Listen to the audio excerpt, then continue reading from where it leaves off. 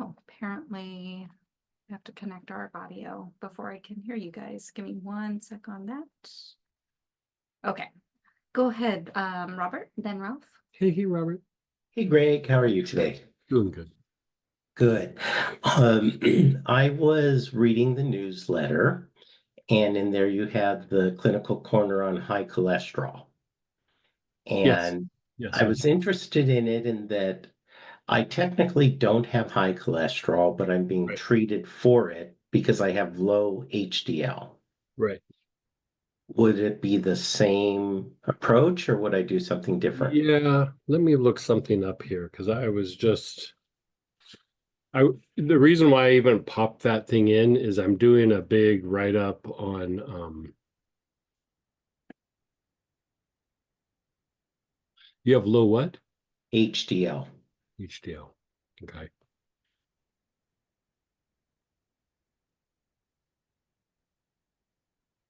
Um I'm writing a little booklet thing or Big booklet thing. yeah, for in all my free time.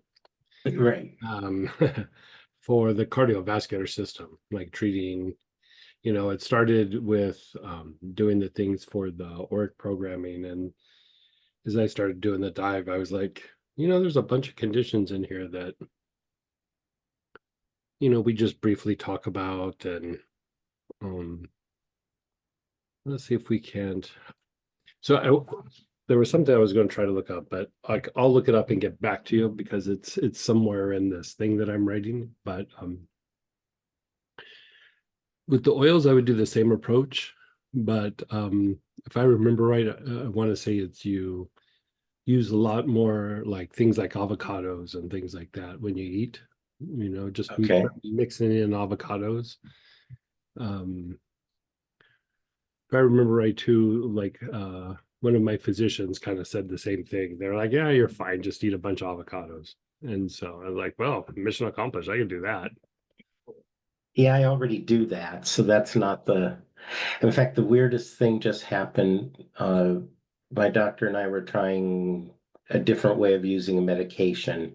It brought my LDL down very well, like well below what it needs to be. Mhm. But it also brought my HDL down to 32. Yeah, right. And my normal range is 32 to 38, and 40 is considered normal. Okay. So in the time I've been having blood tests, probably like 15, 20 years now, it's never been out of that range.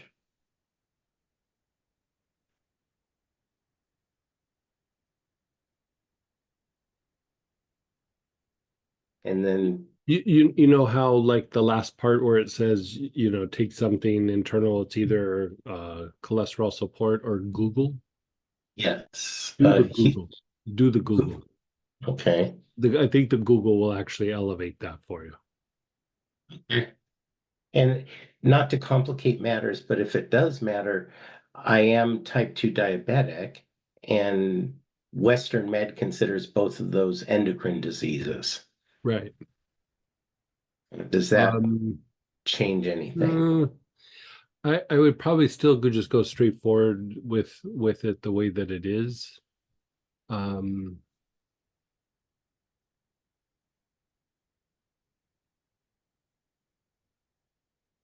like if you wanted to do a deeper approach, what I would probably do, going back to like the state of the body, is like when those things all start kind of piling up, like you would call that metabolic instability. So that idea of applying like large to the body or uh, another good way to do it is to take rows internally, like a couple of drops, 2 or 3 times, or 2 or 3 drops one time a day.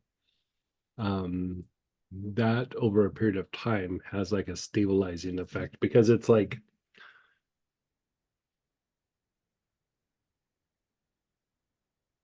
we were talking about over the weekend, like it can be accelerated degeneration, but it's just, how we talk about like how the nervous system can be like hyperreactive, like that metabolic instability can be uh,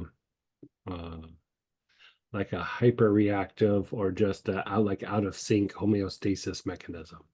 And so when you look at like things like diabetes and cholesterol and blood pressure and things like that, it can all be like that the homeostasis mechanisms in the body are off. And when they're off, the body starts doing these little trades to try to maintain some sort of balance. And like the first couple things on the table for trading are blood pressure and blood sugar. You know, it's just if the body can make adjustments and it's got to pay a price for it, the first thing it will do is pay it in the blood pressure or the blood sugar. So a lot of times that's not necessarily just a blood sugar issue or just a blood pressure or a cholesterol issue. There's like usually other factors going on. So you have choices. You could do rosemary verbena, which you're already doing with the cholesterol support, I would imagine. So if that's not resolving it, then I would go a little bit deeper in that metabolic instability. And if you want to take it a little bit deeper even there, let me look something up here. You know, from the vibrational class, there's the metabolic instability is like the pattern.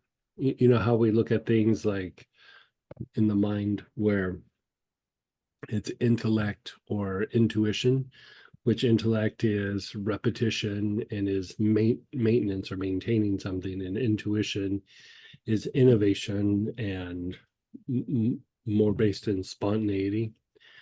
The reason why I presented that information in the vibrational healing, where we did energy one day and the physical body the second day, is that's not just a mind thing. That's even in nature, there's things like that. And so in the body, there's a maintenance component, and then what we would call healing would be a spontaneous component. So harmonics is the spontaneous component. And when you're dealing with the metabolic instability, like that is the maintenance or the repetition. And even though it's like something that's escalating or getting out of control potentially, I mean, for you, it's not really that out of control, but kind of. You still kind of treat both. You know, it's like you're treating essence and form even there. And by going through and doing both, you'll be able to bring stability much quicker. So, you know, you look at the rows, you can just do internal. I mean, if you want to do a pattern, you just put it on the body. But if you wanted to do a pattern, do that brain, spine, brain, soles of the feet. I like putting larch on the body. Little larch. Larch is very stabilizing. It's very calming to all that. And you know, like these last 3 weeks for us, I mean, it's been September and October really where we've just been going like maniacs. Like our pace has been really intense, but you know, we're traveling. I'm getting up super early to do things, and like I'm feeling fine and doing fine, but I'm like, if I don't watch it at some point, my body will start to become in that instability phase, and you know, my blood pressure will start going up, or you know, something will start happening. And you know, so I monitor all that stuff all the time, and it's fine. But I do prevention, and I put larch on, I take rows internally, and I go back and forth between like the larch and the harmonics, and then you know, I'll inhale them both that particular way, and then you know, take a salt bath from time to time.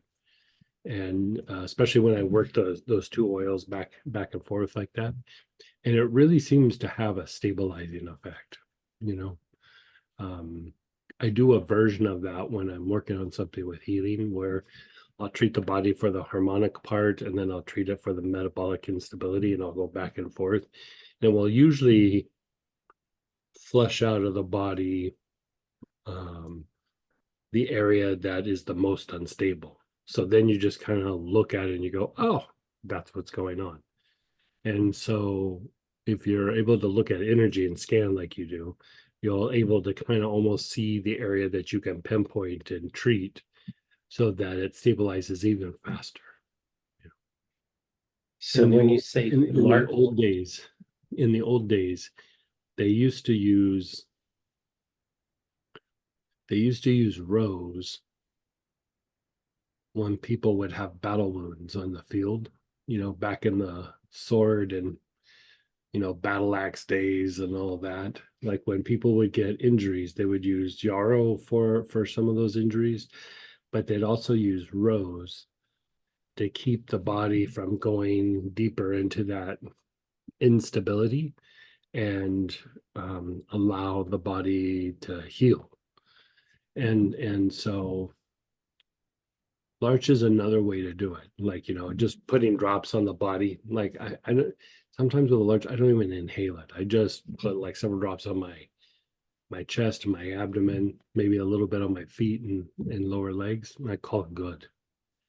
And so, it doesn't always have to look the same, but if you do that consistently, like the theory would be that it produces a better result when you're trying to treat something like cholesterol or blood pressure and blood sugar issues. I mean, it's not directly going after the symptom. You're treating the state of the body. But I know for myself, like sometimes when I try, like if I'm pushing and I'm really tired, my blood pressure will start going up.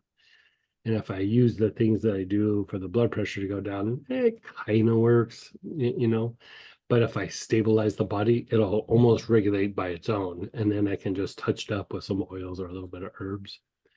And then I'm fine again, even if I'm still tired, And so the same idea, I haven't treated enough of the thing with cholesterol. Usually with cholesterol, when people have like a genetic predisposition or they have like an emotional predisposition, it's usually the bad cholesterol is just crazy high. And so that's when I've used that approach the most. And if people do it, it usually does bring it down. I might not bring it down, all the way, but it brings it down substantially. That combined with the oils that we're talking about, cholesterol support or Google. But, you always have to treat it on a case-by-case basis too, because especially with something like that, there's so many different factors that play a role in that it's not always an easy, like, oh, this will treat this condition. Like it will treat it somewhat, but sometimes you do have to make some little adjustments and things. okay. But that's a super good start. Like even if you just follow the thing I put in the newsletter, that's a good start. But if you wanted to go deeper, I mean, I took Rose twice today, just because, September we were pushing pretty hard. October we were pushing pretty hard. But then when we started traveling, we got back after being on the road for a week, and then every morning I was up at 6 a.m. and staying up late. And, I think, what was it? This Friday, I had like a 17-hour day or something, 17 or 18 hours of like working and then jumping in the car and traveling for It's Greg's, it's your way of saying burning the candle at both ends. Yeah. When I was young, I could do that all day long, but I'm not young anymore. People go, oh, don't say that. It's the truth. Like I could do that all day long when I was young, but now You're different. I You have don't. a different kind of young. Yeah, I don't have the juice in my legs for. So I have a limit every day, and I've been pushing past the limit, I'd say, for a good 3 or 4 weeks. And I'd say even a year or two ago, I don't know that I would have handled it as well. But I've been pushing the the vibrational healing, on myself, because I've always done it, but I was like, as I'm talking about this, why am I not doing this more? So I started doing it more, and my endurance is better. My pushing myself is better. Like when the alarm goes off, I pop right out of bed. Like I mean, when you say like I'm kind of go, go, go, go, and like I'm thinking clearer, and it wasn't that I wasn't thinking clear, but you know, I was joking with a friend. I go, I feel 65 again. I'm in my 50s, so that's the joke. Is Yeah. I don't feel 80. Mhm. But like I get little flashes of the way it was when I was in my early 40s.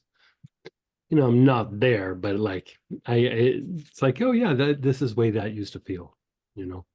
And I Moment for haven't had you. that. So on the rose, is there any specific rose or would rose Well, absolute if work?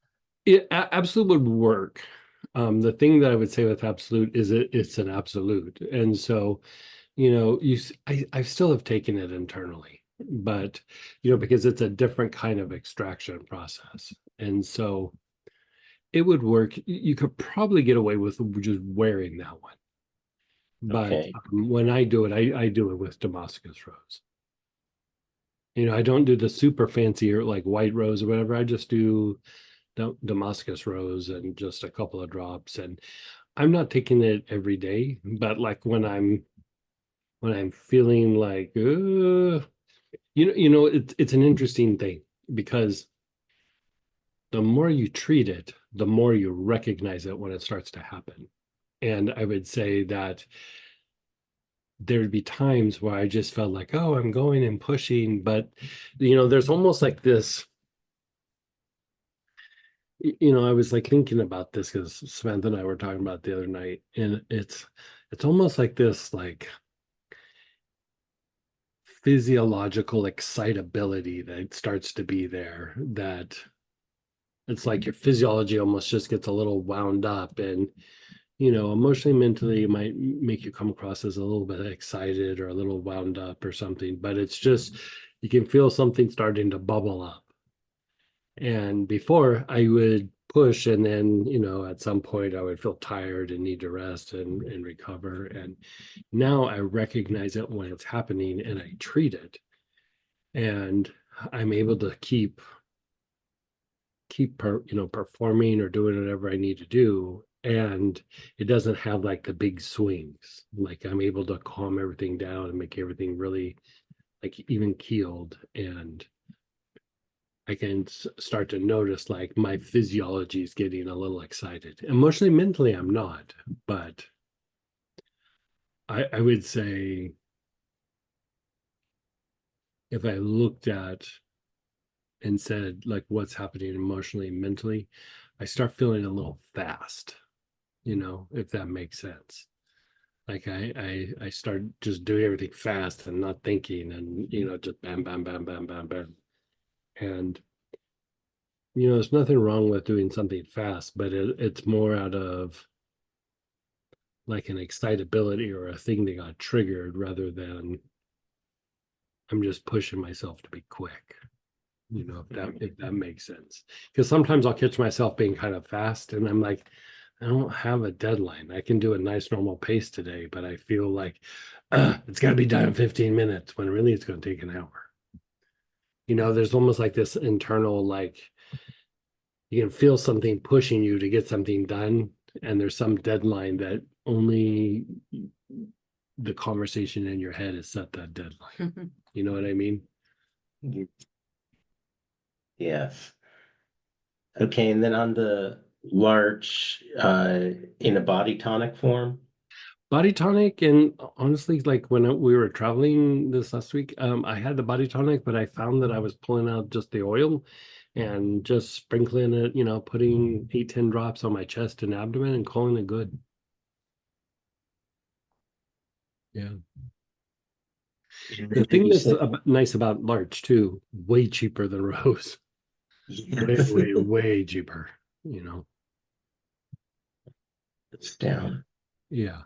So you can go crazy with it and then just use a little bit of rose from time to time, or a little bit of rose to augment, but the bottle of rose that I carry is, tiny.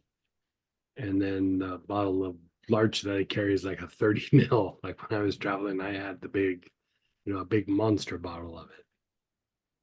Okay. Yeah. Okay, that I feel that my body's in a recovery phase at the moment Hmm. from everything. I'm seeing positive progress on many fronts. Hmm. And I welcome that, and I think it's about time for these two imbalances to shift. Right. And I think they're very interrelated rather than separate things. Right. And I will say that, like, with your work and everything, I notice I'm more productive and my mind is clearer when I'm doing work. And like when I mean clear, it's not like I was not being able to focus or not get things done, but I'm able to problem solve much better and much quicker.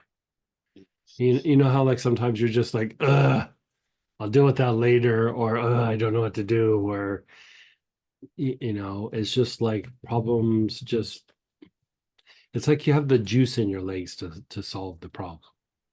I guess, and I'll say it for me, Mhm. I have the ability to step out of intellect and hear my intuition Sure. in those Yeah, yeah. times, Yeah, yeah. which then it feels like clarity, but the Hmm. clarity comes from an intuitive space rather than an intellectual Right. how to do it. Right, right. Yeah. So I'm more in that space now, and I want to continue that, but I know I have more shifts to do in this body. Right. So, And, okay. and that's the thing too, because like when we were talking about the vital centers over the weekend, like on the breaks, um, I have things that I'm always trying to read. And so if I don't have time to make notes and I have 10 minutes, I'll just sit and read an article or a study or something. And, for fun, I crack myself up. But,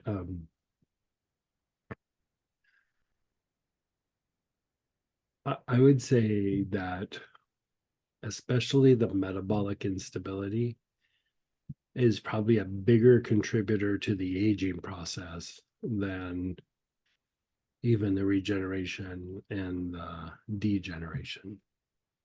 You know, I think the more that we're able to like keep it regulated, um, I think it can slow down the aging process, which is really an inflammatory process or a time when the body breaks down, because there's normal, like, okay, a month gone by, 2 months have gone by, but you'll hit these phases where the body will age a lot in a short amount of time. And, you kind of do that like in the late 30s, early 40s, and then you do it again in like early to mid 60s. And there'll just be this little phase where you kind of just age really fast in a short amount of time. And I would say probably again in the late 70s or 80s, but by then you're not pushing as hard, and so it probably doesn't matter as much. And it would just, like when you look at like when that's happening, or like when I go think back to like clients when they were going through that, their body was like hyper excited, like it was hyper reactive. It was like almost excessively like excited for a period of time, and then it would calm down. Even on its own, it would calm down. But at that point, the damage is done. You know, and so it's a way just to keep everything like calmed down. Okay. Well, I'm off to a new adventure, so I'll let you know how it goes. Yeah, yeah. Yeah, keep me posted. Like, so you got your cholesterol checked like how long ago? 7 days ago. Oh, okay. So super recent. Yeah. I would try treating it like that. And then in like 3 or 4 months, get it checked again. Did it go back to the doctors in March? Yeah. Perfect. Perfect timing. Yeah. So, okay, great. Thank you very Yeah. much. And give me just a second, Ralph. We'll get you next. I'm trying something here. Mhm.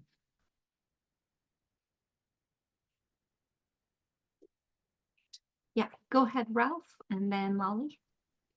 Hey Greg, Hey, how are you?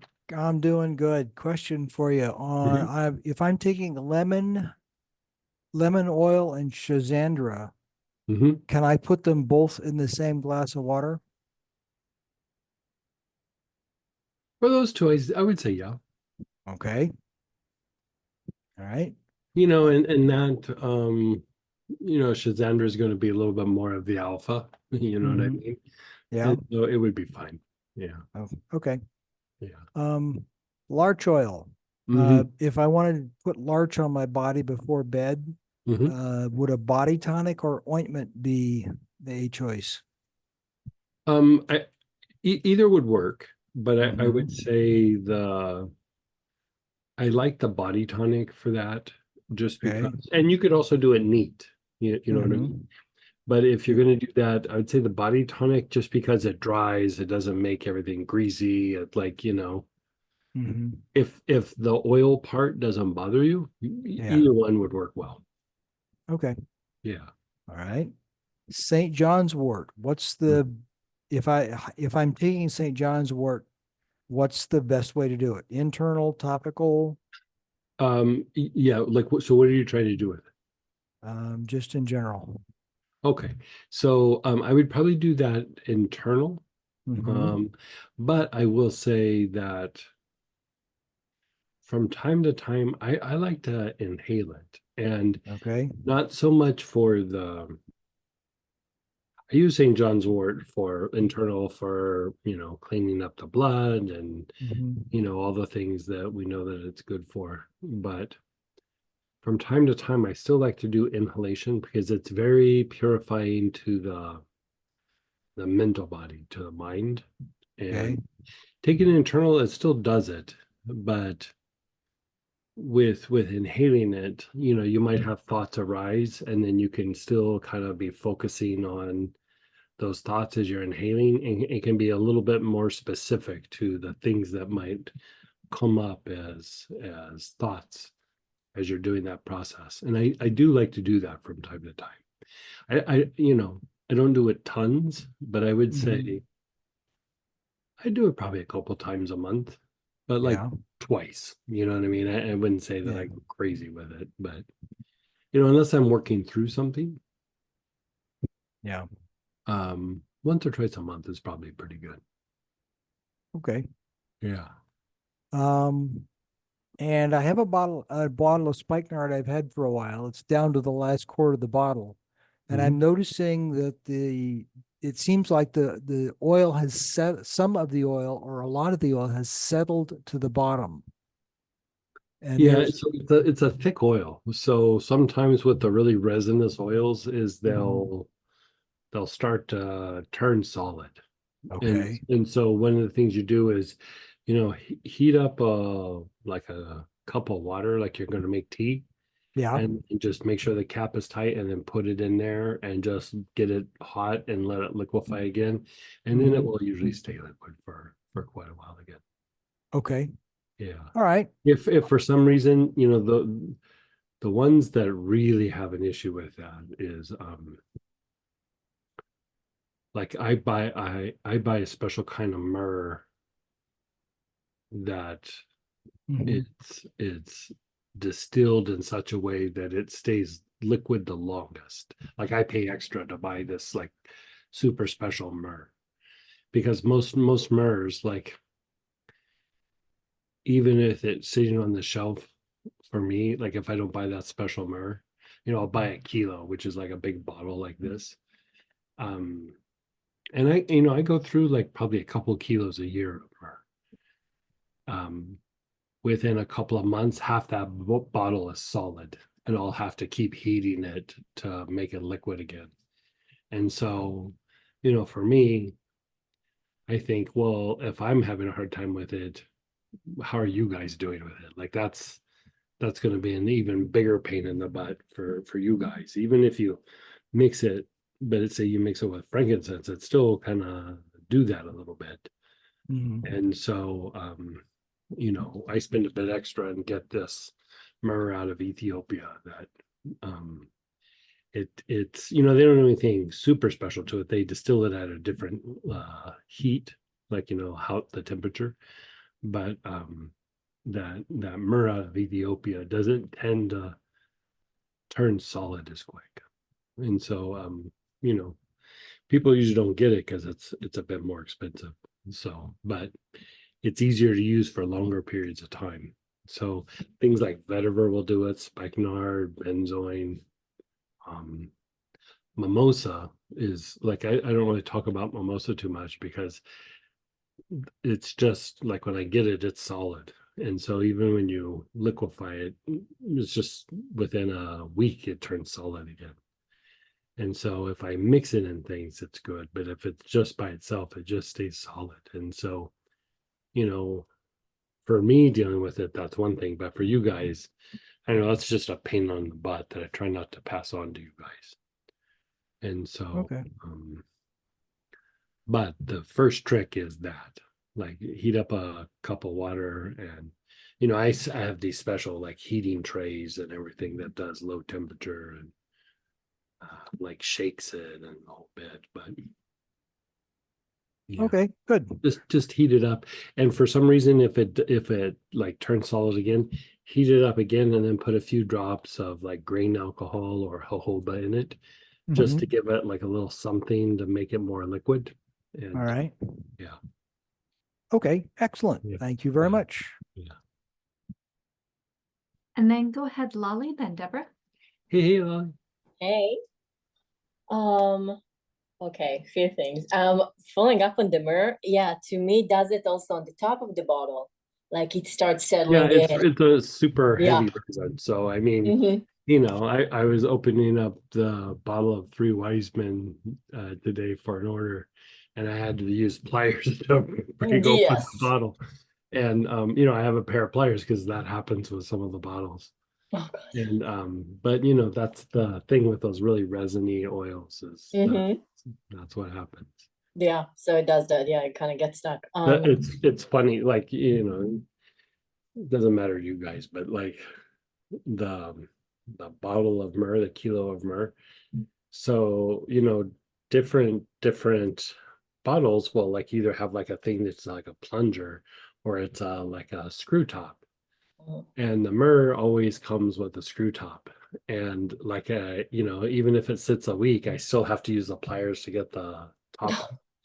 And so by the time I'm down to the bottom of the myrrh bottle, it looks like I have a German Shepherd that's been chewing on that bottle because it's just like the top.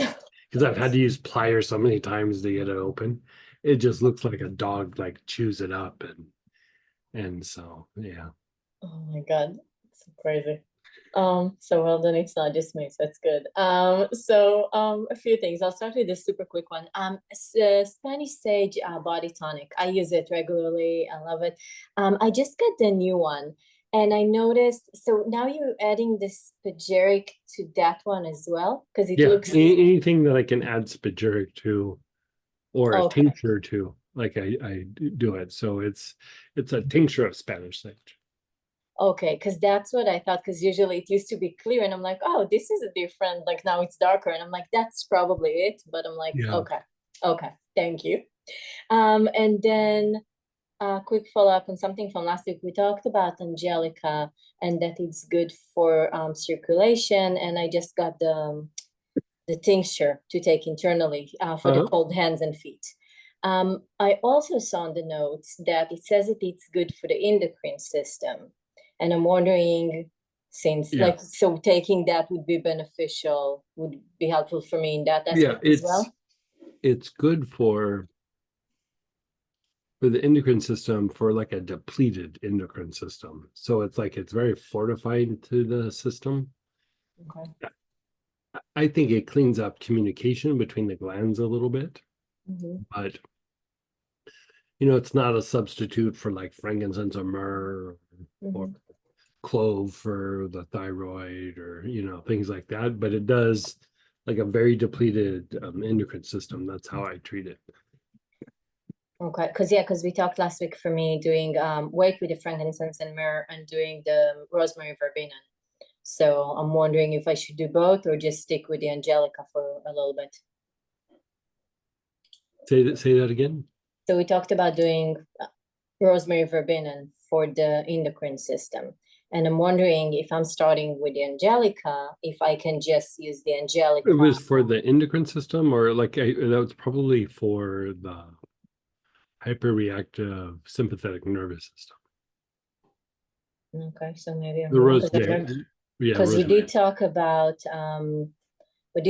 my endocrine system, which is why I used to take the 3 wise men that for some reason wasn't working out. I guess because my body was not ready for that. It's still, that's probably that hyperreactive fight flight mechanism. So Yeah. you would still take Mhm. the rosemary verbena and then do the angelica for. Okay, so Yeah, keep they're doing different things. Okay. And then the other thing that I saw it does is the angelica, it says that it's also purifying the blood. And I'm wondering the difference because the St. John's wort also purifies the blood. So I'm guessing they're doing different things. It doesn't drain the blood like the St. John's wort. No, like Okay. it's pretty safe to use with other things like medication. And I can use both of them. Mhm. Oh, Okay. yeah. Okay. And then another quick one, and then I'll go with the bigger ones. Resonance, Mhm. the blend. What's in there except angelica?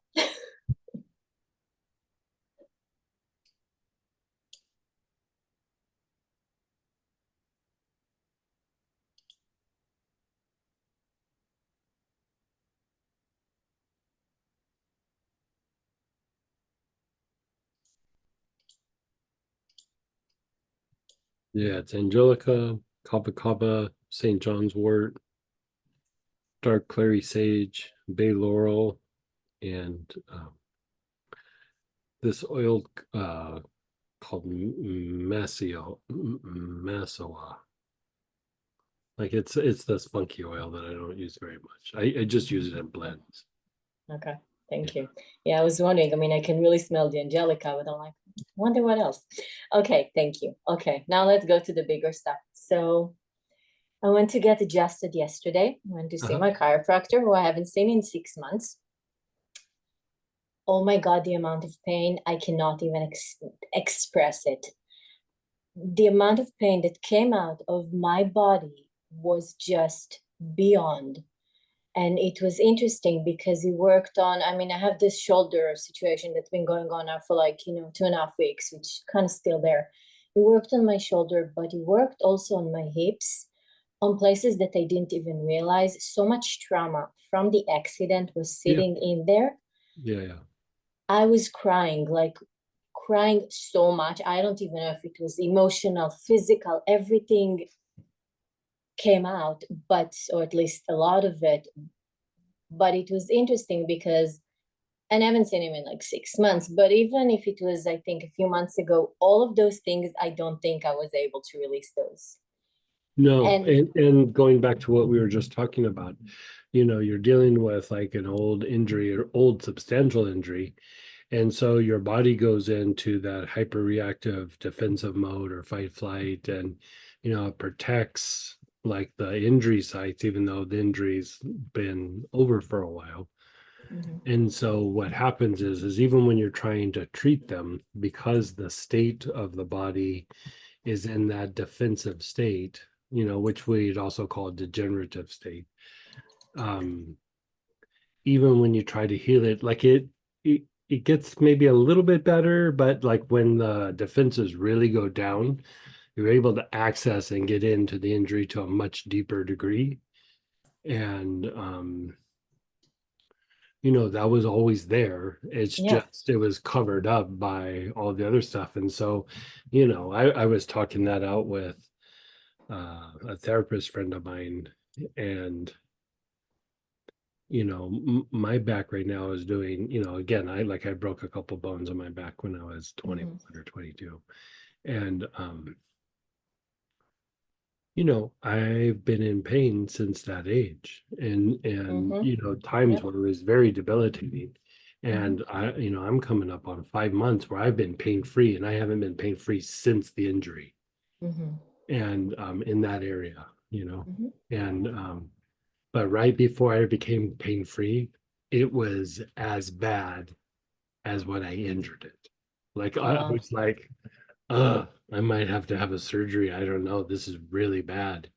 And then, we were talking out that like sometimes when you unwind something, it almost goes back to this time where the injury was there, or you have, because I was having some emotional releases, and I wouldn't really be thinking about anything, but I could just feel like a wave of like sadness would come over me, and like despair, because I was like so injured at the time that I was like, I'm young, I'm not going to be able to do the things that I need to do as I get older. I'm going to be crippled, whatever it was. And I could feel those feelings and thoughts coming back. And I was like, oh, that's weird. And then it resolved. Yeah. And so I think that, that is they call it, there's a name for it, not in medicine, but they have it like in the corporate world. Like if somebody's getting ready to get fired or something, they'll start performing really well. It's an evolutionary crisis or something, I think is what they call it. And the body can go like that. The body can, as it's healing and you get into that deep wound, it does feel a little weird there for a little bit, but it does pass. Yeah, no, but It it's doesn't yeah. like, for me, I thought it's never gonna pass. It's just the way that it is. And it passed. And so I could look back and go, oh, look, it passed. But in the moment, Yeah. I know all this stuff. And I was like, I don't know. So I might have to have some medical procedure or something, because it was getting pretty bad. so yeah, it's and when you worked on it, I really the amount of pain it Yeah. was just beyond. But now and all of a sudden I can like even crossing my legs, I can cross them in a way that I wasn't able to do that in like Right, over 20 right, years. right. Because Yeah, my injury was around the same time, like same age as yours. And right. I'm like, and I got so used to doing these things, but it's also got me thinking of, we do all this work with the oils, and some classes more things come up, some classes maybe not as much, but it feels like it works in such a deep level that I don't even realize it, and now I'm ready to let go Yeah, of other things. I would agree. Especially the classes that we've been doing over the last few months, vital centers, healing spirit, vibrational healing, all that stuff is all about like a deeper states of the body, deeper, like you're tackling things that produce the symptoms or exaggerate the symptoms, and also produce like the emotions and the trauma and the weird feelings and the weird thoughts. And so like as you get in, you treat all of that, it becomes easier to treat that other stuff. Yeah. So that was really like it was crazy the amount of stuff that came out, even emotionally. Yeah. So I feel better, like the body moves better, but the thing, and he worked a lot on the shoulder. It's better, and so much pain, but it's still there. Like it still lingers. So I wake up, it's worse than it gets. But even now, like I move my neck, but it still sits there. Yeah. So I'm You're still having to condition that area, so it will take a little while. Yeah, so and I'm start using the birch complex, which is it's maybe it's not giving me as much as relief as I thought it would. It's giving some, but I'm still alternating. So I don't know if there's I think alternating is best. Like I would still alternate with some of the things that you're already using, but you're trying to recondition that area and unwind old injuries. And it's not just that area, other parts of your body could potentially be contributing to that. Yeah. And so I would keep rotating them, and I still would treat, which you do, but like I would still treat like the whole body, not just that area. Yeah. and salt baths, body tonics, Mm-hmm. stuff on the feet. Yeah. So, Yeah. So and yeah. always keep working that spinal thalamic tract with like Yeah. spikenard, and Mm-hmm. you'd use galbanum or myrrh, any of that. Yeah, so I've been doing that, and every day I have like a daily, like, so there's a body tonic twice a day. I do all the things. I also, some days I feel like peppermint and like terebinth actually even together somehow do something. That's an interesting combo. And I don't really, like, I don't know, like, I guess I kind of started mixing them with the idea of like cleaning things out and kind of reactivating this. I don't know, but it seems like it's doing something. Yeah, they're fine together. Yeah. So yeah, I even got one of my clients to use spikenard on so many different ways. Uh-huh. So she's like, "Oh, this is like, yeah." So yeah, so that situation, but that was really interesting to see how these things came up. Mhm. And then the other thing that's kind of heavy, so my teeth, I have like 3 of them that are a problem. One that's like the most urgent one is number 15, which is the top left side. The problem with that is that there's a reabsorption of the tooth. So it's kind of and it's related to the gums. Like the gums are covering the tooth. There's some stuff going on inside. They want to lift the gums. They want to do a whole surgery. They gave me like 3 different options in the last year or so. Each time they're changing. Lifting the gums, doing surgery. Now they want to do like a crown because they don't think they can do a filling if there's a cavity. None of it feels right to me. I think I can make it work in a different way. I'm wondering, what can I do? And if taking Solomon's seal might help with bones like teeth, if that's going to be an option. So the gums cover too much of the tooth? The gum is like, her theory is that there's an inflammation there. So the gum is covering the tooth, so they can't get to the tooth to treat the reabsorption. So it's The like external. It's like they're absorbing calling, the tooth? yeah, so they're calling it like external root reabsorption due to inflammation. Like the tooth is getting eaten up. And they think that there might be a cavity. And originally they wanted to do a filling. Now they're saying, no, we need to do a crown.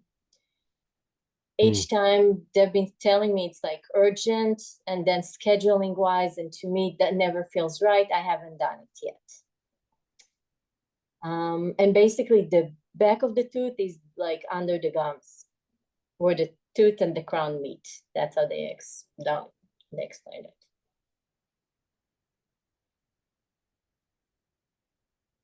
I don't know that oils are going to help you there. I mean, I'd love to be able to say like maybe myrrh or something, but like it would treat some inflammation, but if it's really deep, like under the tooth, it probably won't penetrate enough.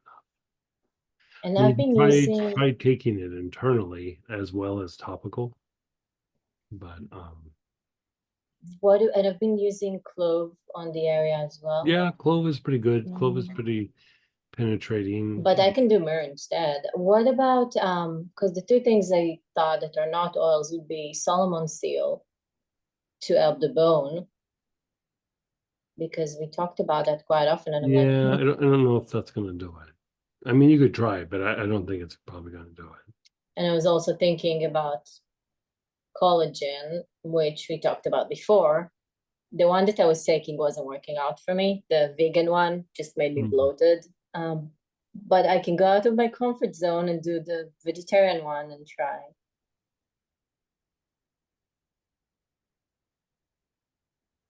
Yeah, I mean, you could try. I don't know that that's gonna do it either.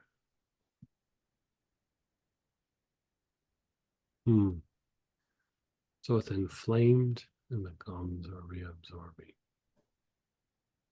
It's like there's things that are trapped underneath, and they don't actually know what's going on. They keep on changing also the treatment plan. each time, and each time they change it, it goes up in, you know, in Yeah. the money as I well. don't know that I have a good answer for you. Yeah. Yeah, Okay. I don't know how to, I mean, the only thing I do is I just start experimenting. You know? Okay. Yeah. So start taking things that can potentially help.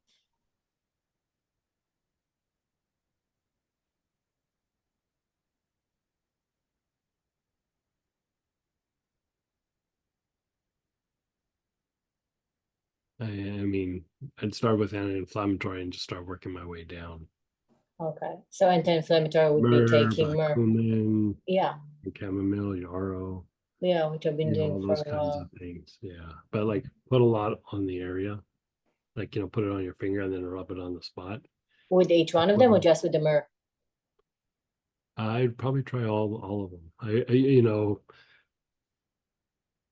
We don't have a good enough pathway to produce a result, so you're going to have to like experiment with everything, rather than just going, oh, I'm gonna try this one thing.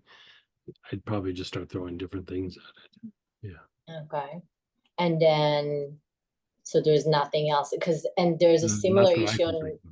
and there's a similar issue on two other teeth on the side, like the bottom left and the top Yeah. right. And I was like, Yeah. I don't know what to tell you. Yeah. I don't have anything that I can think of. no, okay. I figured I'll try. And I'm guessing, and maybe even Yeah. treating again, going back to the degeneration of the body. Yeah. I mean, that's possible, but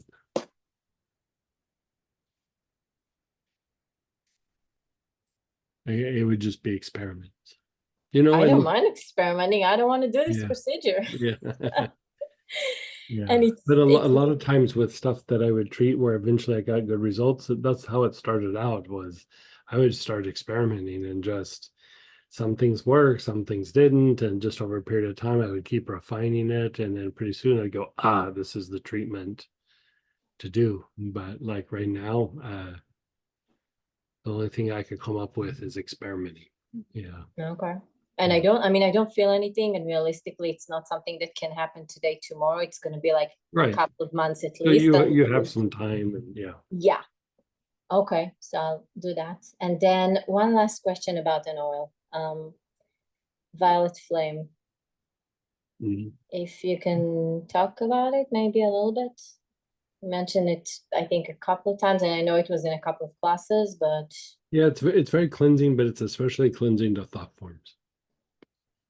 Not just, a lot of times when people talk about thought forms, they're talking about trauma or fear. It's all kinds of thought forms. Even thoughts that are just,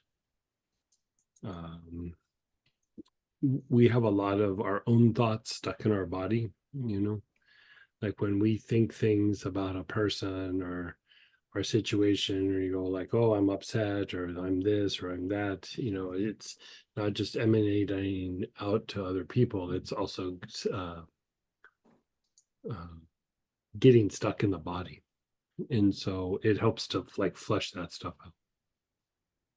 and then you would just use, it's something you would use like on your body. So either like, because it's Yeah, not you something could. you take It's just internally. it's pricey, so I mean, you can always Yes. get the body tonic out of it or something, but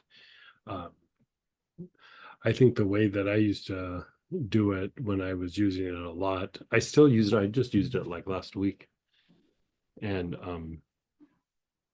I was just inhaling it. Like I did the 4 quadrants of the aura, and then I just kind of visited different areas of my body.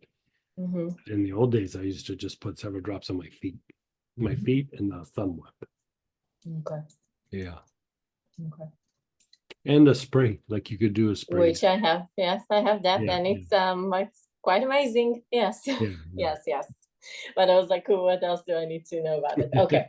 Yeah, Okay. Thank you. yeah. You're so welcome. But if you think about like when I was using it a lot, I was using it because I was having a hard time with meditation.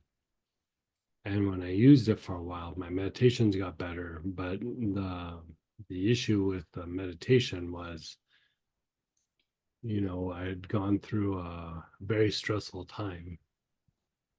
And cleaning all of that up allowed my body to be in a deeper resting state. And sometimes when you're resting, if there's all that stuff's in your body, your body can only rest like so far, or it only relaxes so much. And so when I was using it way back when, I mean, I'm talking about like 2005 or something. When I would sit and meditate, I had periods where I can meditate really deeply, but I reached this point where I could sit and be quiet, but I wouldn't really like expand or bliss out or take off. And I was like, this is BS. This is dumb. And so, I tried a bunch of different things, and that was one of them. Is I used that for quite a while and then cleaned things up, and my meditation got a lot better. But it took a little while. It wasn't a quick fix, but Yeah. I'd had a big period of time where I was under, self-imposed, but it was a lot of stress. Mhm. Yeah. Thank you. And yeah, what Yeah. I have going on with meditations is the meditations that I've been doing for a very long time, and like, a few years or whatever. I don't like, I do the meditations, but some of them I don't really like. Yeah, nothing. I feel like nothing is happening and I'm still kind of there and I don't go anywhere. But then I do meditations and then I'm like, what is going on with me? Something is weird. But then I do like a meditation with you and I'm like, oh, and I'm completely gone. So I don't know if because I'm Try using that violet flame and just clean up with that for a bit. Yeah. Okay, and see if that makes a difference. Yeah. Okay, I'll try that. Thank you. You're so welcome. And then go ahead, Deborah. Hey, Miss Deborah. Hi, Greg. Hey, how are you? I'm okay, thanks. The chaos has calmed down, I'm happy to say. Hey. Yeah. I still have this rash on my shoulder, and Remind me. I don't remember. okay. So it is it's on my right shoulder, and we had been talking about Like you out helping here out or up here or where you have your hand now, but sort of right up here? Okay. yeah, but more back than forward. Okay. And I had relayed to you that at weeks prior to that, I'd had what you concluded was probably trigger points that were right there. Oh yeah, trapezius trigger points. Yes, I Yeah. remember now. Yeah, I remember. Okay. So I've had a couple of different body work done, really working the upper body, and that seems to really be doing well. But this patch of this rash that's off to the side of that is occasionally starts to itch again, and it is getting bigger in diameter. So is there Is it red? Is it just like flaky or dry or like what? Like describe it a little bit to me. it's not flaky, it's not dry, and it is it's just the way that I notice it is that it starts to itch. It is a little different than the color of the skin around it. I'm trying to look at it right now. It's like a little bit, it's not so much red as just a little browner than the skin around it. Okay. And but I can feel the little bumps, and they're getting wider. It's almost like, well, like how in the early stages of like poison ivy or something, but Yeah. it's not poison ivy because Right. it doesn't How develop long the have you had it? blisters. How long I've have you had it now maybe like 2.5, 3 weeks almost. Yeah. Started out really small, and then now it's and there was a hint of it on the other side, kind of matching, but that has just completely disappeared, and it's only on the right side. And I thought, is it shingles? But I don't feel pain around it. You know, I've had the shingle shots. I haven't had this latest one. Can you see it? Does it look like it has little tiny blisters at all? Well, that's what I would expect, like with poison ivy, but um, no, I'm looking at it. It doesn't appear to have little blisters. Like little, But it little tiny ones? No. maybe if I got my magnifying glass, Right. but I've got my prescription glasses on and I'm looking in the mirror Okay. but it feels like it would be that way. It feels like that, but it's like really low. It's not like high. It's not. Okay. And And when is it it itches, weeping? Is it weeping? no, No. no, it's not weeping. It's never weeped. And um, it is below, well, I guess I'm trying to check on the other side. There's like a tightness lengthwise going across right there. So I guess that's probably tension in muscles or ligaments right there, whatever is right there. So, because And that's, have I'm you had right-handed. shingles? Have you had shingles? No, I've never had shingles. No, my mother And had when a you were really bad, young, did you have chickenpox? I definitely did. And I've had, like I said, I've had both of the shingle shots. There's another one that just came out this year that I have not taken, but you know, um, so I was just like, Okay. this is the only symptom. I don't have anything else that I know of that would be.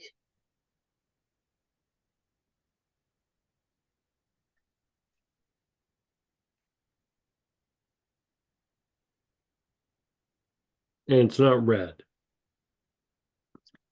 No, it's just like a different, like a little deeper color of pigmentation rather than being red. It's almost like, like when you have a scar or something, it's a little different color.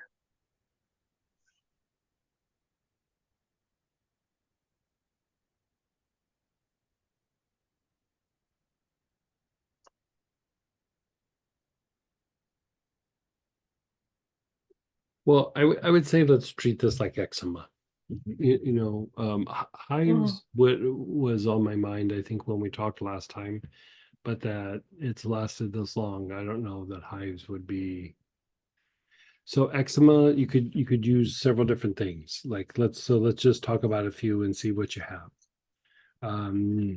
Spikenard would be a thing that you could put on there, but a good one to use on eczema is Kunzia.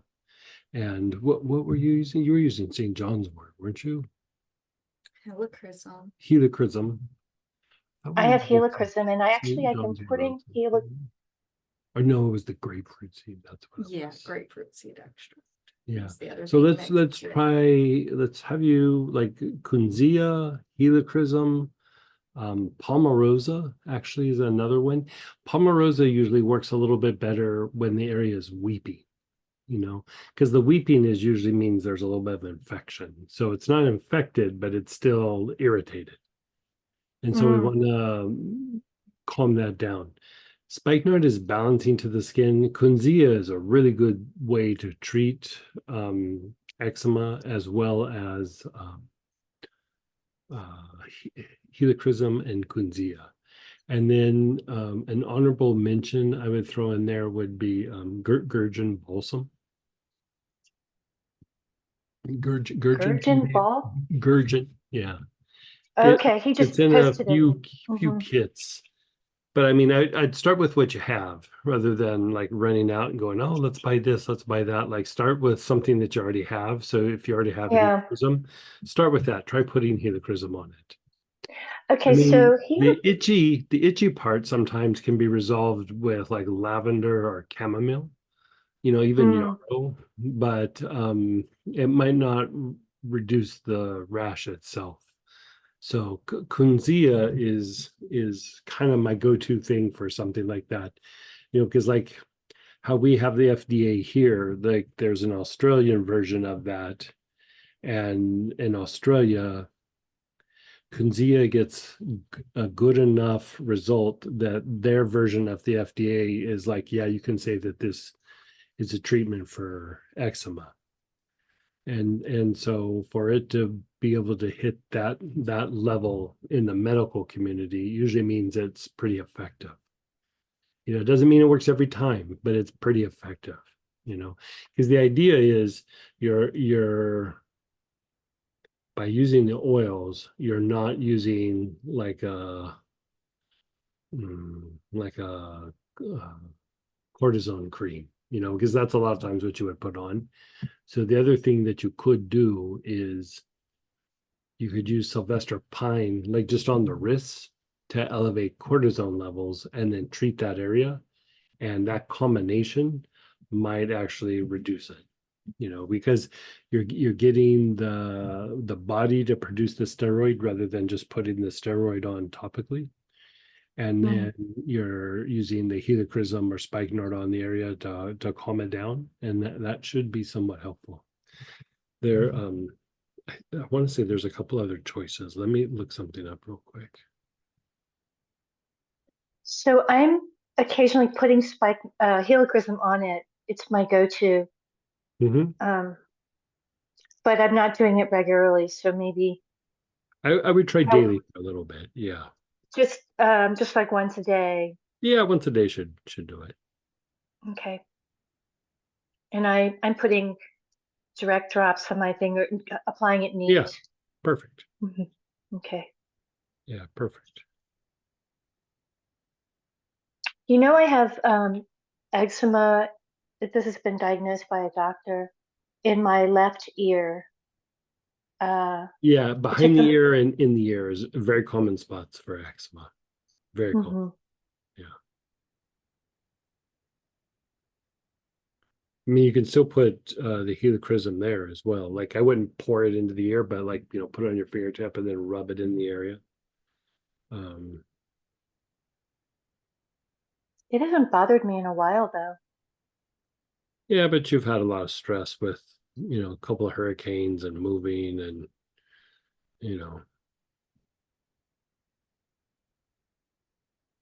you've had a time of it lately. You know what I mean?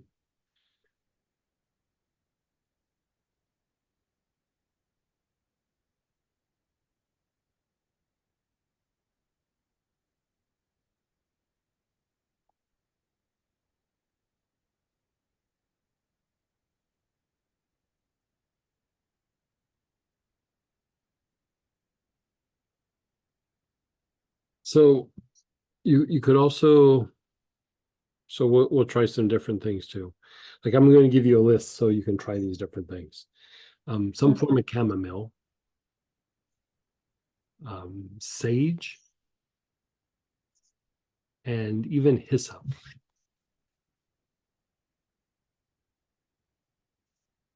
Another one you might want to throw at it if these aren't working is even geranium. And these are just applied neat once a Yeah, we day. just do them neat. Just like put, like you said, put a few on your drum, rub it on, call it good. Okay. Yeah. Thank you. You're so welcome.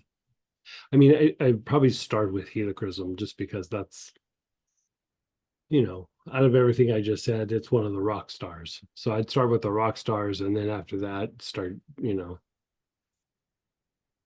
checking out the garage bands. Yeah. Yeah. I've got a big bottle of helichrysum because I Yeah, use it for so many perfect. things.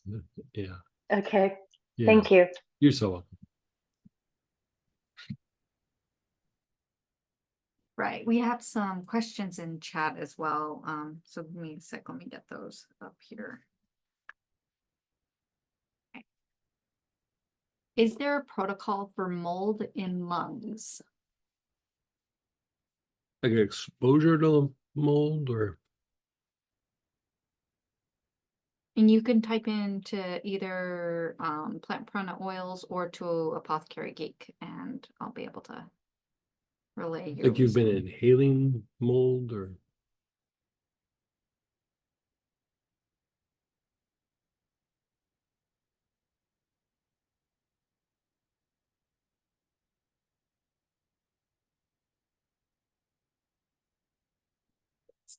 I found black mold under a chest in the bathroom Gotcha. when cleaning last week.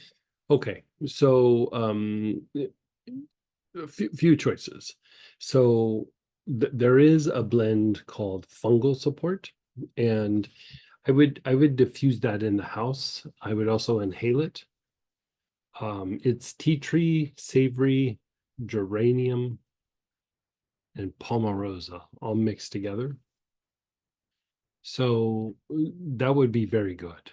You know, you can also hit the black mold with alcohol, and you could put a bunch of the fungal support in there, or you know, like a lot of times how people clean that up is they'll put a bunch of bleach and alcohol and then spray it on the area or in water, um, and spray it on the site to break up the black mold. But I'd still diffuse the fungal support.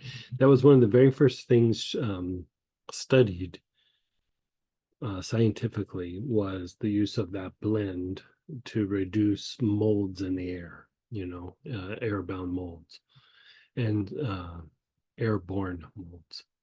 And so I would do that. Like tea tree would work, eucalyptus globulus would work, eucalyptus radiata would work, oregano would probably work, in a diffuser. But I would inhale something like tea tree or eucalyptus, and just like daily for a little bit until the body gets better. You can also just inhale the fungal support itself. So They said it was powdery. yeah, that meant it got airborne. Yeah. Yeah. Boy, good catch though. Good thing you caught it.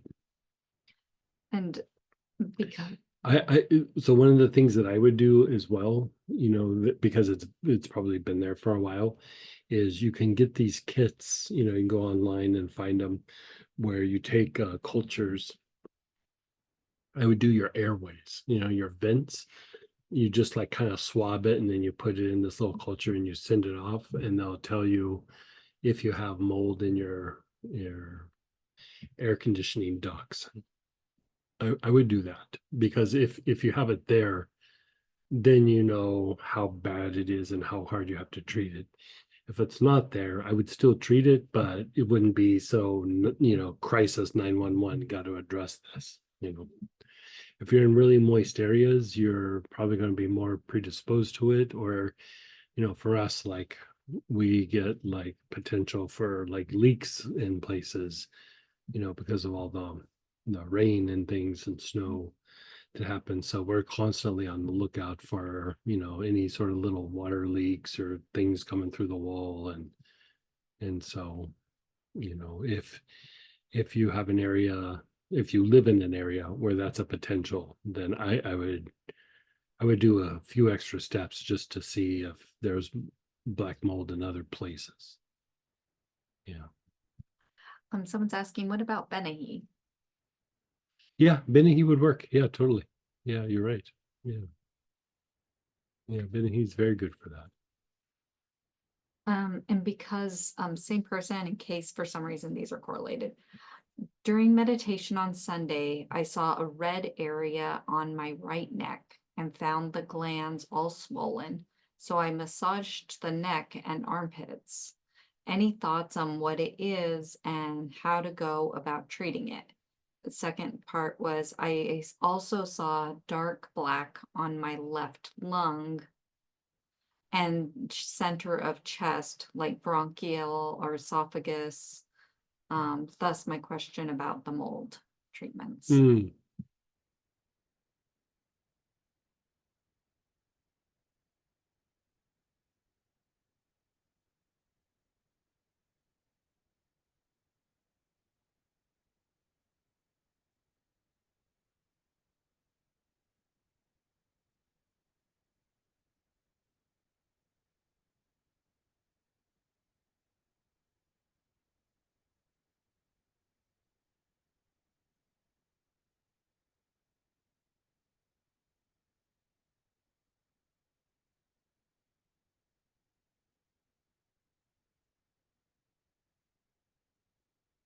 I would treat that imagery a little bit like infection.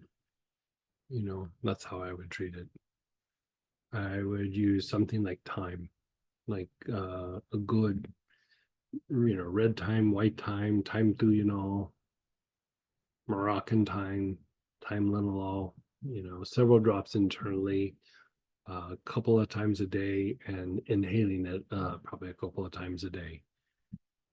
That's how I would treat it. Yeah. You could even put cinnamon in that mix, inhaling some cinnamon from time to time. That could be quite good as well. The cinnamon and the thyme would be good for the effects of any sort of mold or things like that, but also for infection. So the thyme would stimulate lymphatic function, and cinnamon would be a general stimulant to the body. And so both would treat infectious conditions, and that's the way I would treat that.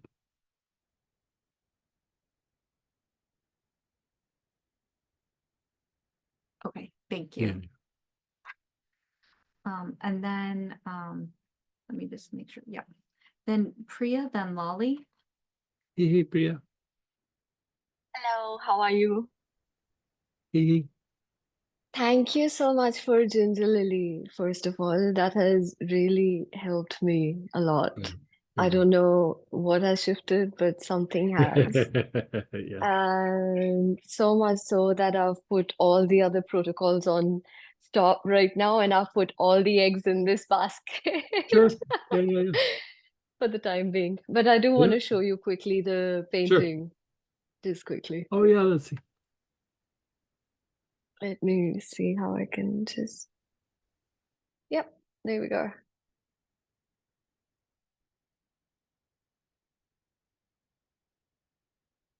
Yeah. I think you're on mute. Sorry, I have That's to better. mute him because when he starts responding, Yeah. picture goes away, and I Yeah. wanted him Oh, to okay. be able to see the picture. Yeah, that's No, you're that's so fine. detailed. That looks great. Thank you. And that was, I don't know, for last few weeks, it was just on my mind, do a skull painting. And then when I saw on the newsletter that you were doing a class, I was like, yeah, it has to be a sign. I have to do it. So thank Yeah. you. Well, in some of the Latin America countries, but definitely in Buddhism, the skull represents wisdom.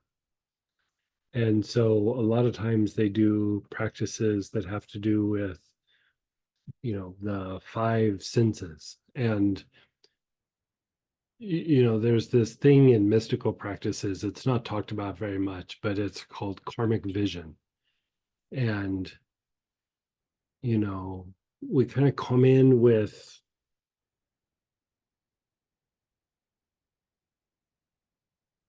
it's not like we see everything. We kind of like look through life like this, it's you have a little bit of tunnel vision no matter who you are. And our tunnel vision might be directed at different things, but karmic vision is that tunnel vision, but it's because of karmic situations, but also just the conditioning of life. And so what happens is that your intellect is always processing the information coming from your senses.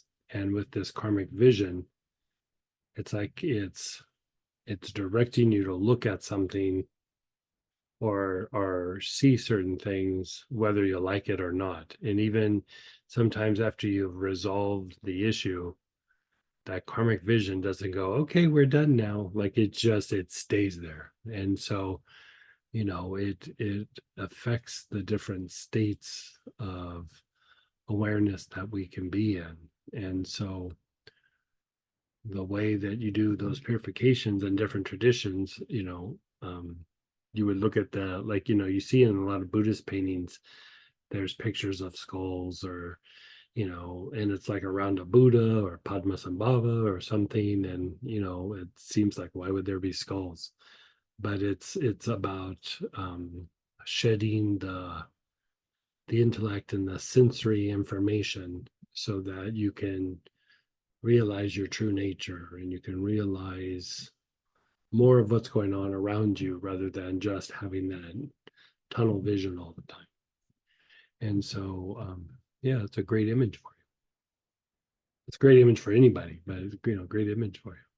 Thank you So for you can sit inspiring and also. look at the painting, like look at it and then close your eyes and then do some mantra, like do like Om Mani Padme Hum or something. And there's just Om Mani Padme Hum, Om Mani Padme Hum, Om Mani Padme Hum. And then when you're being still, and then again, open your eyes and look at the eyes, look at the nose, look at the where the mouth would be, where the tongue, the ears, and then the whole head is the sense of touch. And so, yeah. Yeah. And just quickly, if I was to put it in the house somewhere, is there like a feng shui direction where a skull should be?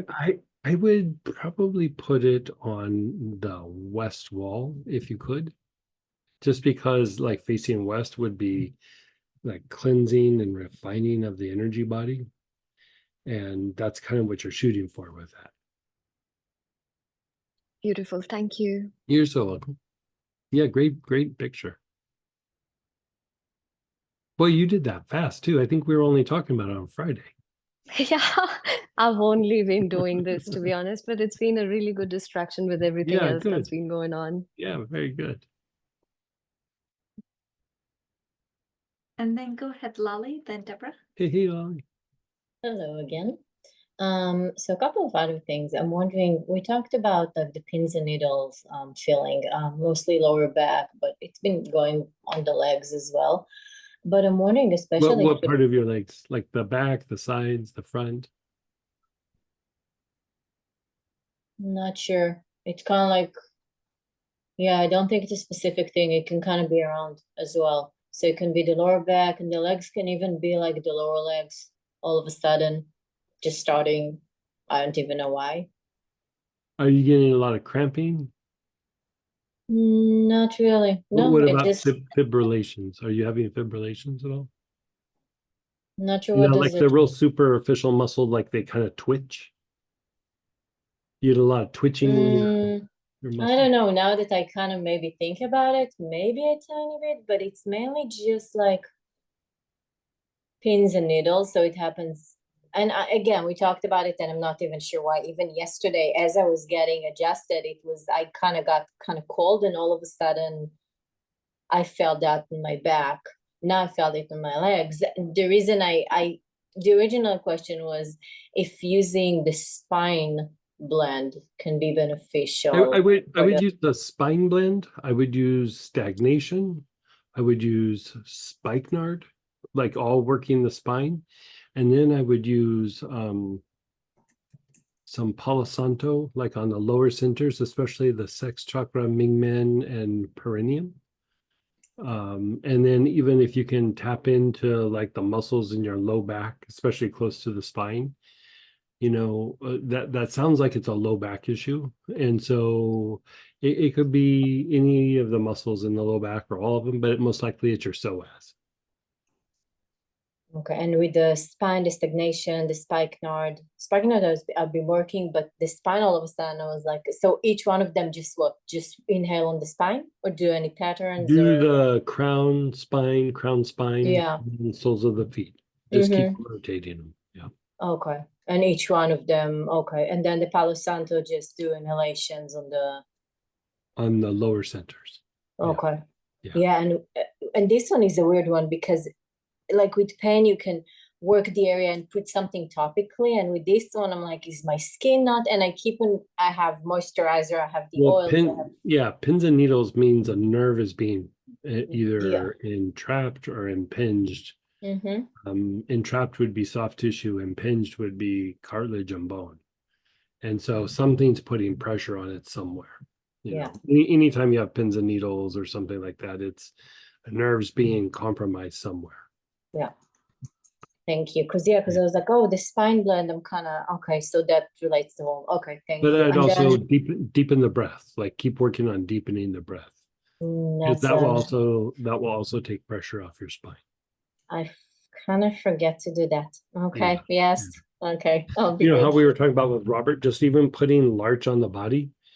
I mean, that's the beautiful thing about larch is it will open up the bronchioles and start Oh. relaxing like the diaphragm and stuff. You don't even have to inhale it. You can just go. Yeah. "Ah." So I've been doing the body Like, tonic. Yeah, so I've been yeah, doing the that was body perfect. tonic at night. Yeah, Okay. yeah, perfect. Okay. Yeah. Okay.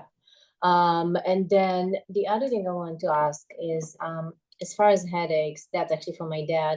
He mentioned, sometimes he mentioned like random things all of a sudden in conversations. Apparently he's been getting headaches that kind of come and goes. Do you know Sometimes what it part of kind his of, head? so that's the thing. So it's the temples and then like the base of the skull. That's what it sounds Yeah, like. that's a sternocleidomastoid and the trapezius. Yeah, Because I wasn't sure which muscles. Okay. yeah, yeah. So So, again, vetiver, spikenard on the neck, vagal tone, lantana, any of that on the neck and shoulder okay. should help. Wintergreen could be another thing you could throw in the mix there. That's an easier one. Okay. And he has vagal tone, he has marjoram. He's better at following instructions than like my sister. So okay. Right. But basically so working those, yeah. That So he follows okay, so any working, instructions, and he's your, being a parent, yeah. that's pretty, you're ahead of the game there. It took a while, but he realized Yeah. that it's like at least he's asking, so that's a step. Yeah. Yeah. But okay, so basically working mostly on, and I mean, he still has the shoulder pain that he's been experiencing for a very long time. So I don't know if that's also, Yeah, it probably plays a role in it. Yeah. yeah. Does he have Okay. balance issues? I don't know. I don't know. But it's possible. So like I'd be curious to see if he has balance issues. Because that also is stuff in the neck, and it would also help pinpoint what's going on. But in Western medicine, this is a very old school thing. Like I think they stopped doing this like 25, 30 years ago. But like when somebody had like an inner ear issue, a lot of it is the sternocleidomastoid will throw the inner ear off. And so what they used to give is they would give you like 5 to 10 milligrams, usually 5 milligrams of Valium. And you would take it every night when you go to bed for 30 days.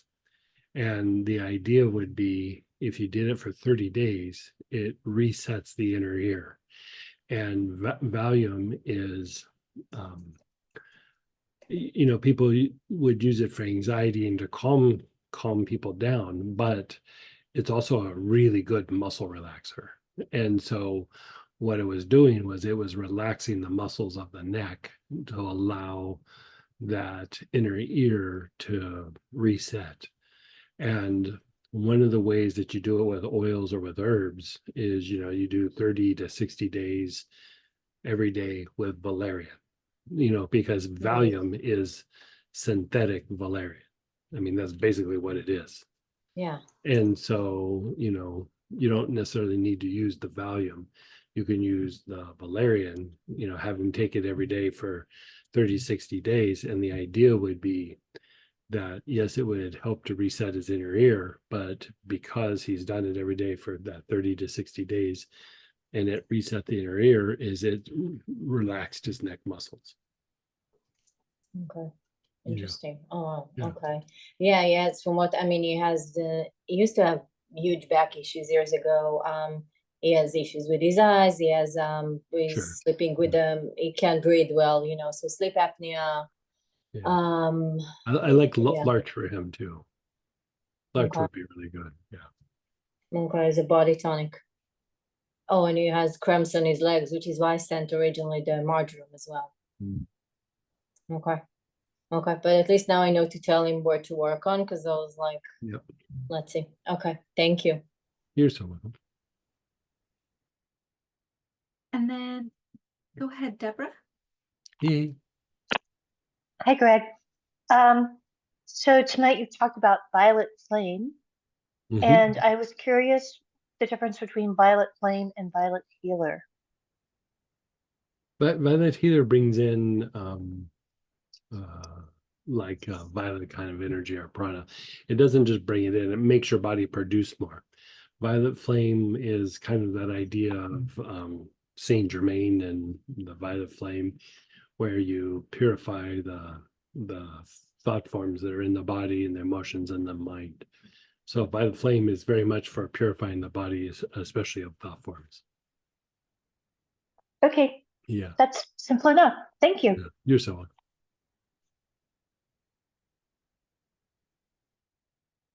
And will you talk about why you love violets so much? Oh, just the regular violet. Yeah. Samantha teases me because like one of my go-to body tonics is violet. And just the regular violet leaf, the single oil, it anything violet raises the vibration of the body. And so I use just regular violet on the body because it elevates the vibration of the body.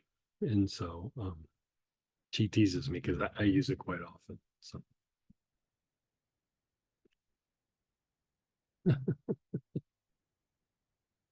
yeah, it's almost been like a day or two since you've teased me about that. So gotta make up I for know, last time. perfect Yeah, segue. yeah. Perhaps it is a simple question, Mhm. but are you willing to stand still and delve into the phrase, be still, be aware? When we inhale the oils or are in a guided meditation, and also on the phrase, be still and know that I am God. Wait, so when? What's the question? Can basically, I'll reread. Mhm. Are you willing to stand still and delve into the phrase, be still, be aware? Mhm. Um, and then let me just mute him for a quick.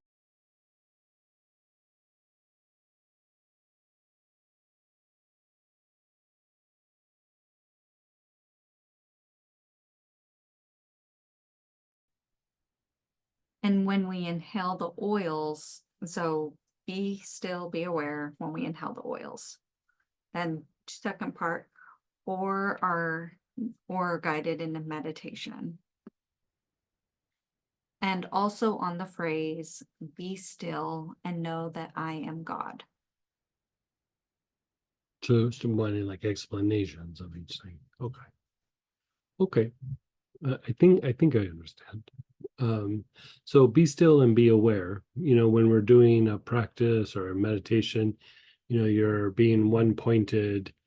You're focusing on a mantra. You're focusing on a chakra. You're playing with focus and then awareness. So when you're focusing or when you're putting your attention on a chakra, your mind is still being active. Even though you're kind of actively relaxing, you're still being a bit active. Then when you say be still, be aware, you're just completely letting go. You're shifting from focus and you're shifting more into awareness. And then you're going deeper into like observation state or more watchful state. You're cultivating watchfulness. And so you're going from focus to watchfulness, and then focus to watchfulness, or observing. So that be aware is a letting go, but it doesn't mean like letting go and just falling asleep. You're still observing things. And what you're doing is you're training your mind to be able to be focused, and you're utilizing the intellect to be focused. And then when you let go, you're allowing for movement or intuition to come in. But it's also important to be going back and forth between the two. You're training your mind to be able to harness each side, and you're balancing out those two components. When you talk about be still and what's the phrase, be still and know that I am God, Mhm. really to be aware of the divine or to an aspect of God. I say an aspect of God because there's many levels to God. And if somebody is able to perceive to actual perceive God at some point, it's usually the planetary logos first, the aspect of God associated with the earth. And so that comes, the only way to really be able to experience that is through sustained awareness, like, being very still, not focused, but aware. And according to Paramahansa Yogananda, if you don't have sustained awareness, you really are not able to experience the higher soul. And without experiencing the higher soul, it would be hard to experience God, right? You would experience it on some level, but it wouldn't really register. So that idea of be still and know that I'm God is tied to developing deep levels of awareness so that you are starting to be aware of your higher nature, of your soul. And then at some point, you start to have awareness way beyond your senses, way deep into those intuitive states where you're starting to be aware of the planetary logos, or, even greater at some point. Yeah. I think that's what they were asking. Yeah.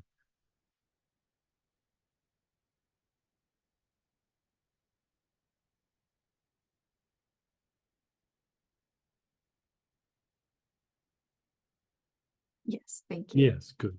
Yeah, nice questions. Yeah. Oh, look at that. I think we got all the questions. Maybe Ooh, we do little a playtime. process. Yeah, a little playtime. So let's do this. Like, let's pull out.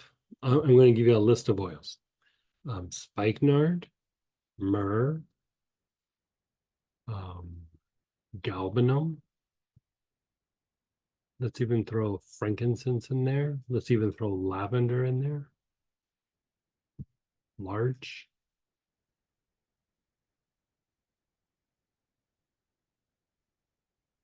Let's try one of those. So whichever you have, and if you don't have those, we'll come up with something else. If you don't have those, even hyssop.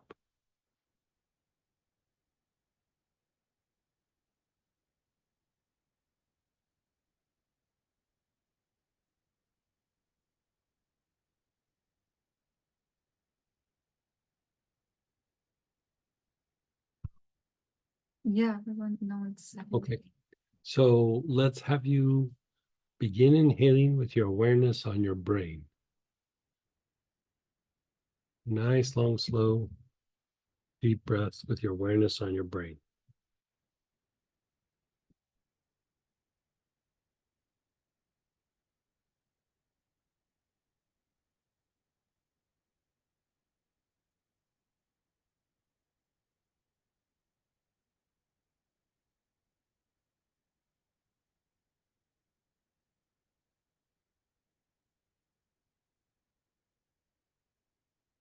Okay. If you want to be fancy, aloes. You could try aloes too.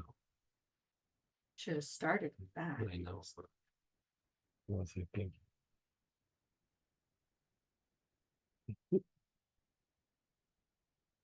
Even vagal tone, like if you have vagal tone, you could work vagal tone, benzoin.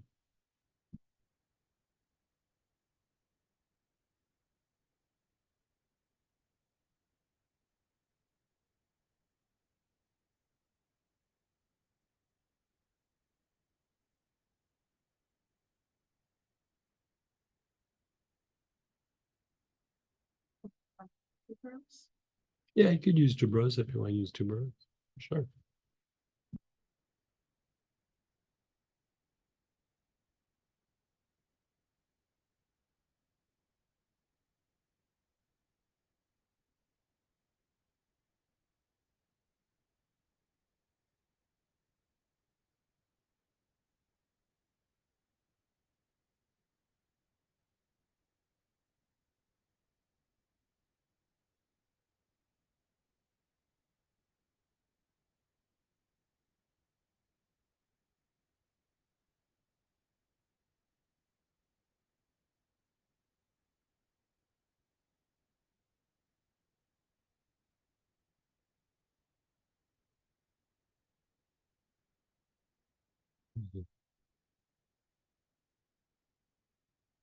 Okay, and your awareness is on your brain. You're taking nice, long, slow, deep breaths.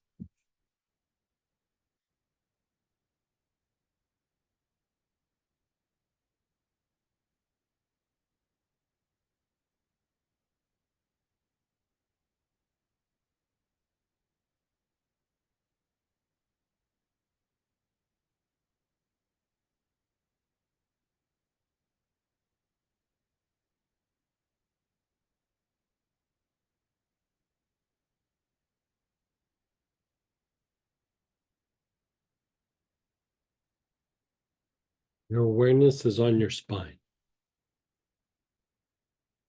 Long, slow, deep breaths with your awareness on the spine. From the base of your skull down to the bottom of your tailbone.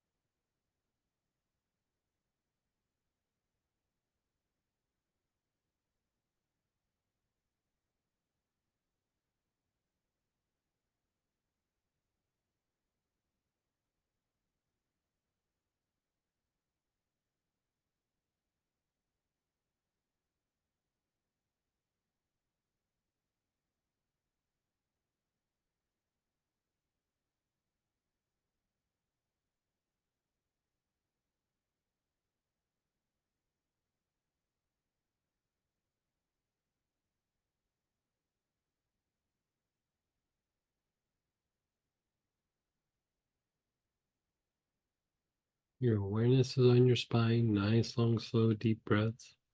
Now do your brain and spine at the same time.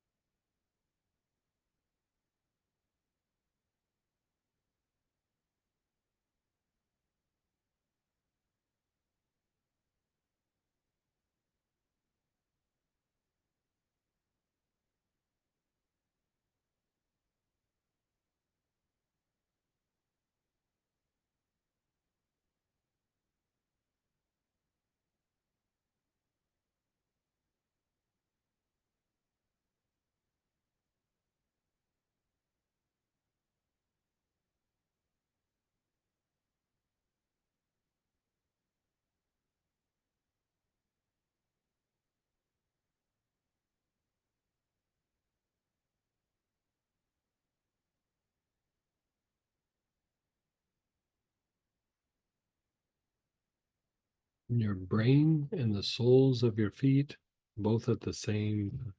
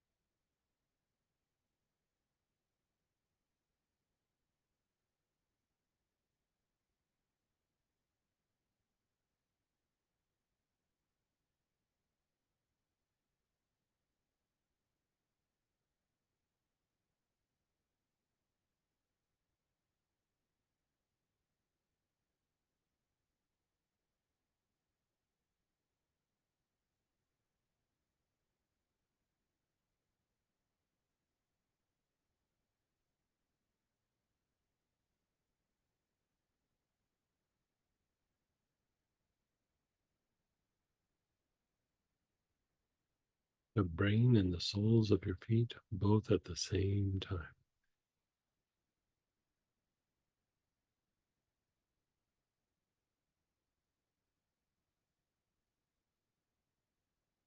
Yes.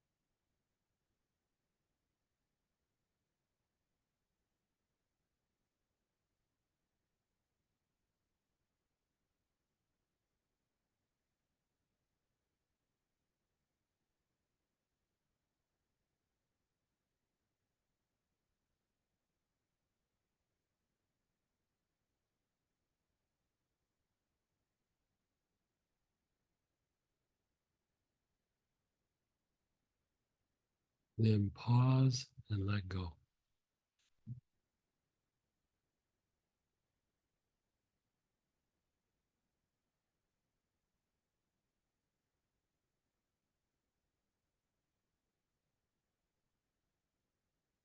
For this part, you're not using any oils. Your awareness is on your low back, the backside of your navel. Take some nice, long, slow, deep breaths with your awareness on your low back.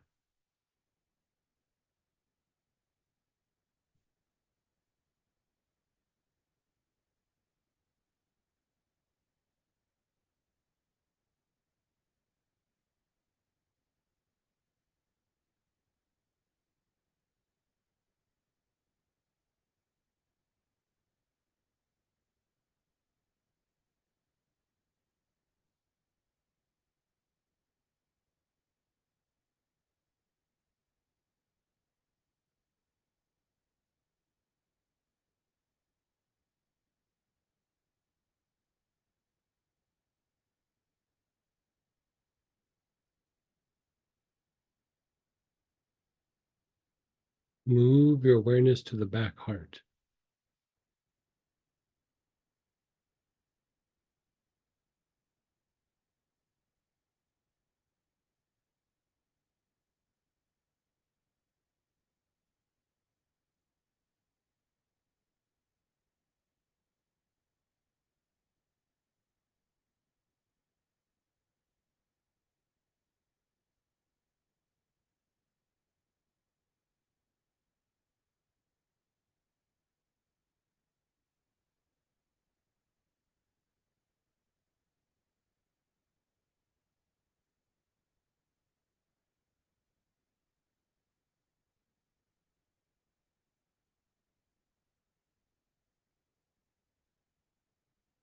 And then your crown, the top of your head.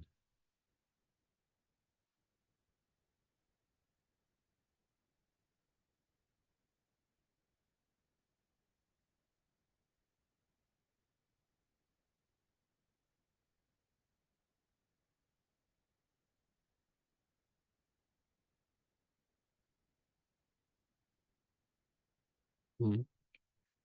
Mhm. And then just let go, just be still.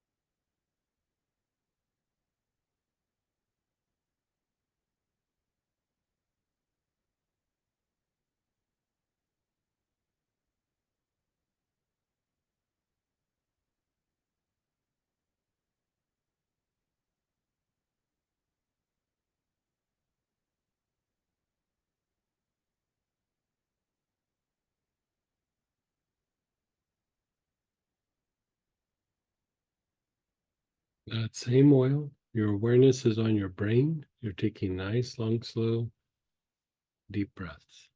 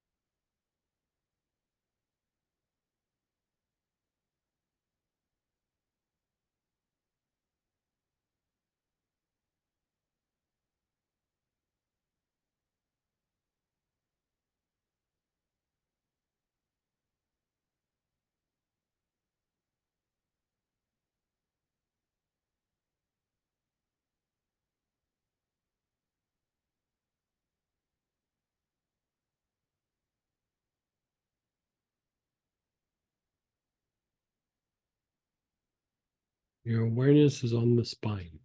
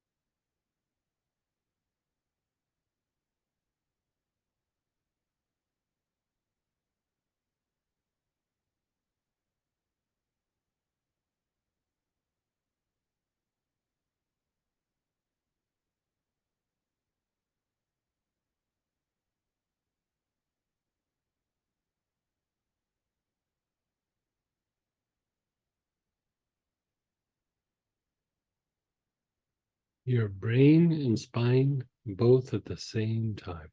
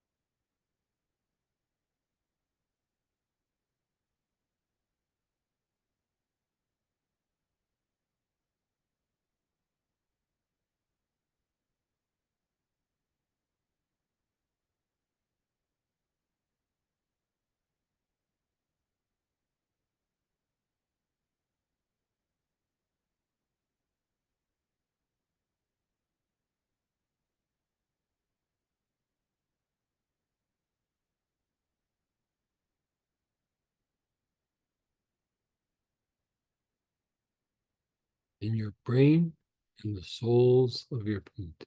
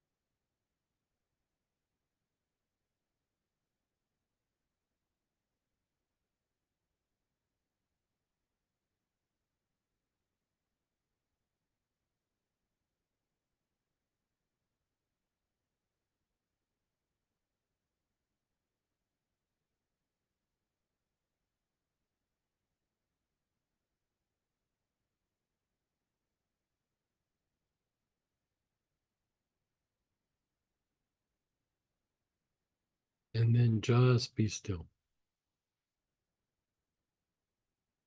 Just be still.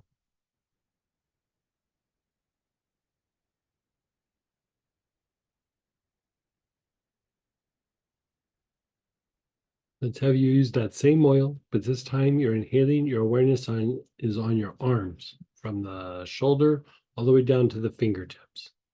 The whole arm, both sides.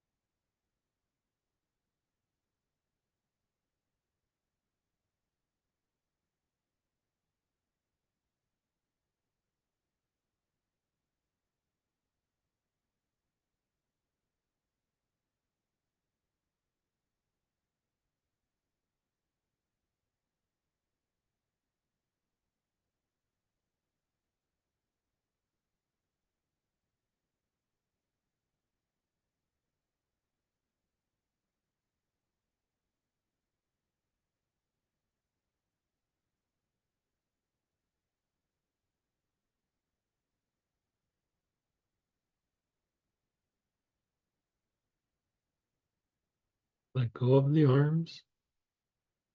Let go of the inhalation for a moment.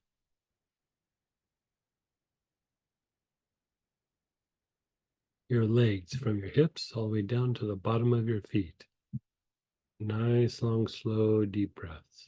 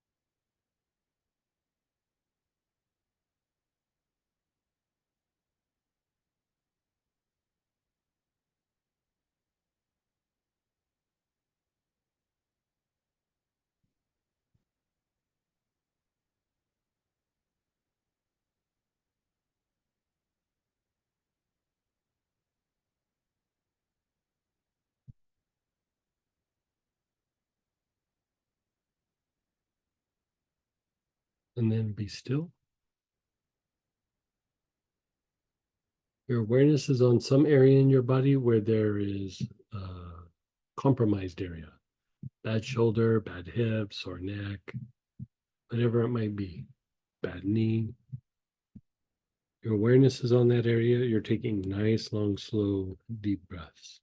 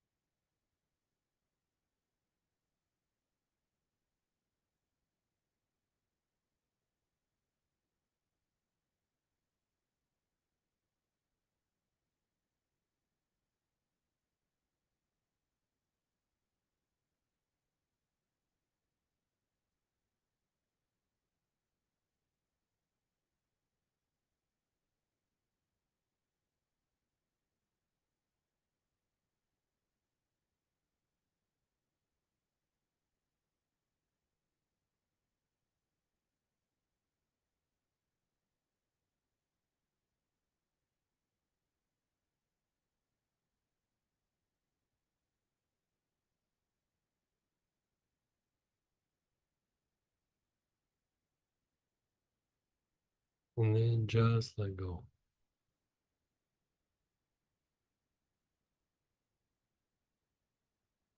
Just let go.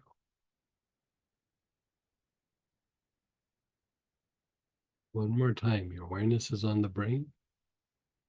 Nice, long, slow, deep breaths.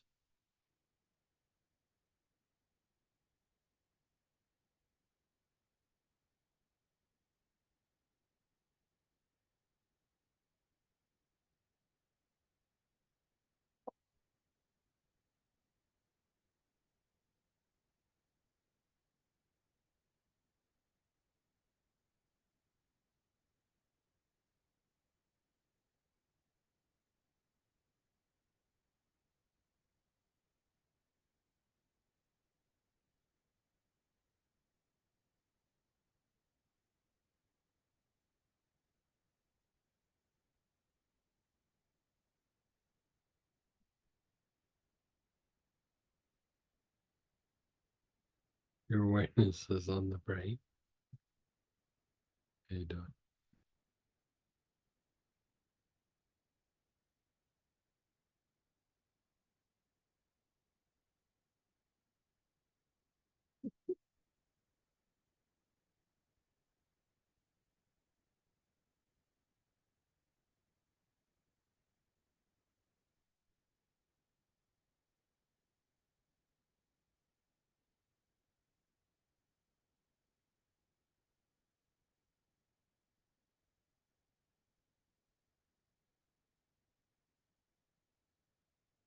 Your awareness is on the spine.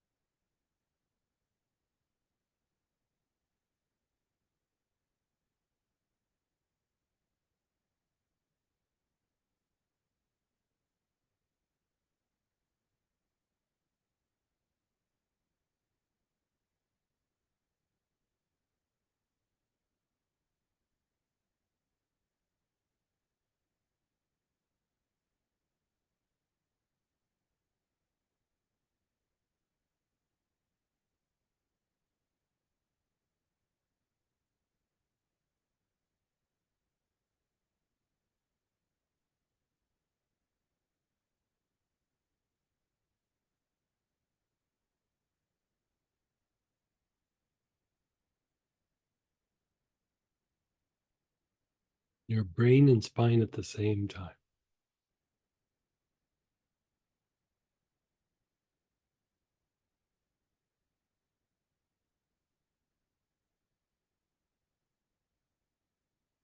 And then the brain and soles of your feet at the same time.